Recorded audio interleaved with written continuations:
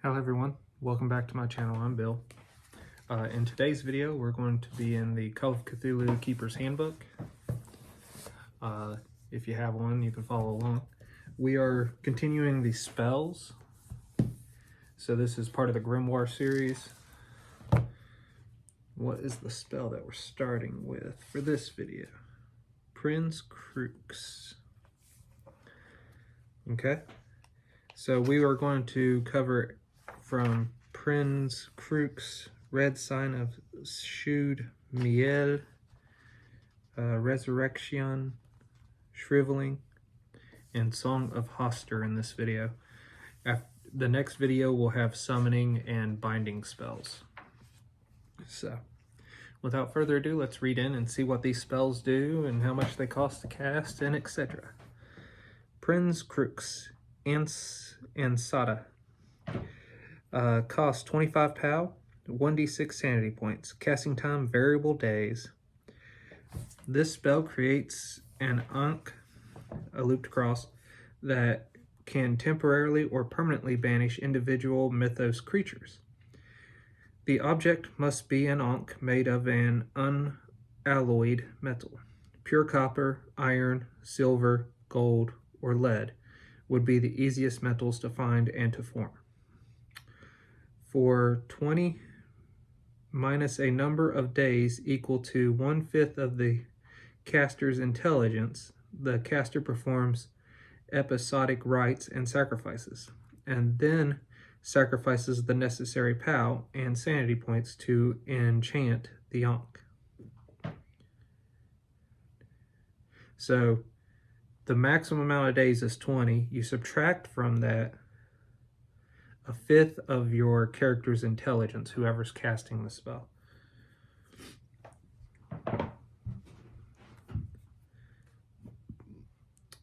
To combat the mythos, the caster intones a chant for 3 rounds and expends any number of magic points. Companions of the caster may contribute 1 magic point each. In token of the 25 POW already sacrificed, the caster adds 5 free magic points as well. For the spell to take effect, the caster must succeed in an opposed POW roll with the target. If a number of magic points equal to or greater than 1/5 of the target's POW are spent, the caster gains a bonus die on the opposed POW roll. In addition, the limitations of affecting beings of higher POW is increased, so that the caster may challenge a being with POW equal to his or hers plus 200. Any person who knows the chant may wield the Ankh and attempt to banish a creature, but does not get the 5 magic point increase granted to the original caster. If the Ankh wielder and companions overcome the creature, it is dispelled to its home plane. If they fail to dispel the thing, it attacks the Ankh wielder first before turning its attention to the others present. Alternative names for this spell is Sigil of Banishment and the Icon of Expulsion. The next spell is Red Sign of Shudde. Costs 3 magic points, 1d8 sanity points, 1 hit point per round. Casting time, 1 round. An awful spell that causes one or several victims to die horribly. The caster inscribes in the air the dreaded sign of the shudde while speaking words of power. When formed correctly, a dull red symbol glows in the air as the caster's fingers describes it. The sign's malevolent effects manifest the round after its creation. Once formed, the sign must be maintained by concentration and the expenditure of 3 more magic points each additional round. All those within 10 yards of the sign lose 1d3 hit points per round as their bodies quake and spasm, and their internal organs and blood vessels convulse. Those further than 10 yards, but nearer than 30 yards, lose 1 hit point each round. Those further than 30 yards take no damage. It is possible to escape the sign's effect by crawling behind a stout wall or other opaque barrier, the caster must stand next to the sign and concentrate. The caster loses 1 hit point each round because of their proximity to the sign. Alternative names: the red sign, the mark of fiery pain. There is a deeper version option if the game masters wish to either use them or allow the players to get a hold of them. The caster may empower the red sign further by investing 5 POW into its creation. This done, the sign causes 1d6 hit point loss per round to those within 10 yards, and 2 hit point loss to those within 30 yards. Alternatively, the caster may elect to cause the sign to expel its dark energy in a single blast. The caster creates the sign as usual and invests it with 10 POW. On 1d4 rounds following, the sign will explode in a blaze of red light, causing 2d8 points of damage to everything within 50 yards, including the caster. Okay, the next spell on our list is Resurrection. Cost is 3 magic points and 1d10 sanity points. Casting time is 1 or 2 rounds. And here's a quote from H.P. Lovecraft. He turned from the inscriptions to face the room with its bizarre contents, and saw the calyx on the floor, in which the ominous efflorescent powder had lain, was giving forth a cloud of thick, greenish-black vapor of surprising volume and opacity. The case of Charles Dexter Ward. The spell reduces a corpse to its essential salts and compounds, a bluish-gray powder, or reverses the process to yield ultimately the form and soul of the deceased. A complete corpse is necessary. Being resurrected in this manner costs the victim 1d20 sanity points. If only part of the ashy powder is available for the spell, the sorcerer gets only the liveliest awfulness from what's then made flesh. But the successful resurrection need not be all in one piece. As long as the coffin is intact and sufficient care is taken to scrape together all the fragments and dust within, the spell succeeds. Reciting the spell backwards returns the resurrected entity to dust, and likewise requires the expenditure of 3 magic points and 1d10 sanity points. The dust can be retained or thrown away.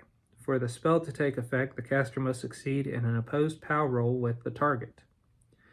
If the caster wins, the victim returns to dust. If the victim wins, it may try to prevent the caster from reciting the spell again. Reciting the spell backwards takes 2 rounds. In the case of Charles Dexter Ward, many of those resurrected were interrogated and tortured to reveal secrets of the past. Alternative names of this spell is Rite of Knowledge Long Lost, Recrudescence, and Rite of Salts. The next spell is Shriveling. Variable magic points and variable sanity points is the cost.